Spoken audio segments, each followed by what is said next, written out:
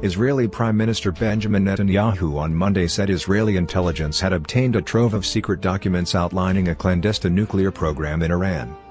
On Sunday, Syria got rocked by a missile attack that appeared to ignite a munitions depot hard enough to register as a 2.6 magnitude earthquake and is believed to have killed dozens of Iranians. Experts say the strike was most likely carried out by Israel. Though Tehran has denied that Iranians died in the strike, a more aggressive posture toward Iran by Israel could bring about a major clash that experts say might lead to the biggest war the Middle East has ever seen. The perpetrator of Sunday's attack hasn't been confirmed.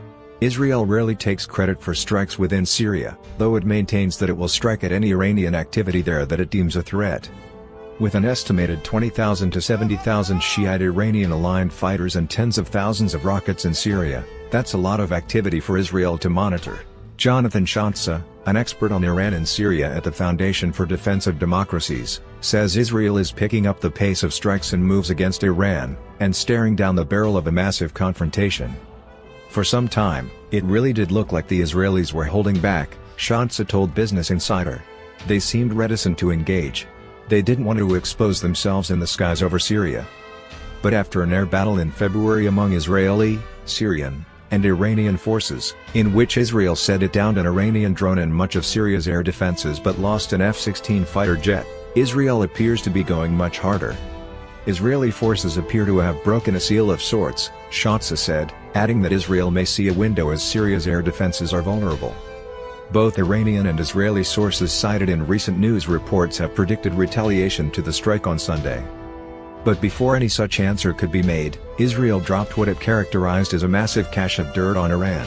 Netanyahu said at a press conference on Monday that Israeli intelligence had about 100,000 documents, videos, and photographs showing that Iran had lied about its nuclear ambitions, and he accused it of cheating on the 2015 nuclear deal with world powers.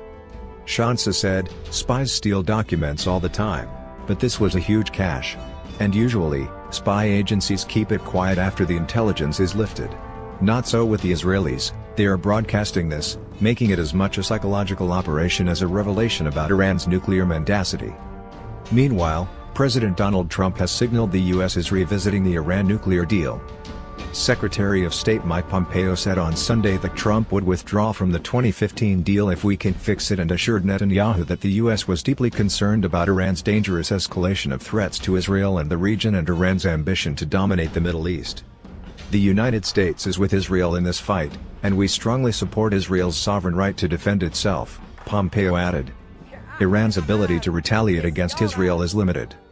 Diplomatically, Iran doesn't have much leverage. Though Iran is allied with Russia, Russian air defenses in Syria seem uninterested in protecting Iranian targets from suspected Israeli strikes. Iran's main leverage over Israel is its influence with Hamas, a Palestinian group active in the already boiling Gaza Strip on Israel's border, and its nearby fighters and rocket stockpiles. "There are things that Iran can do very quickly to make things miserable for the Israelis," Shantza said. With Israel on the sidelines of the civil war in Syria, where over 70 countries have bombed or contributed to bombing efforts, the feud heating up between Jerusalem and Tehran could erupt into a fight that could rock the Middle East.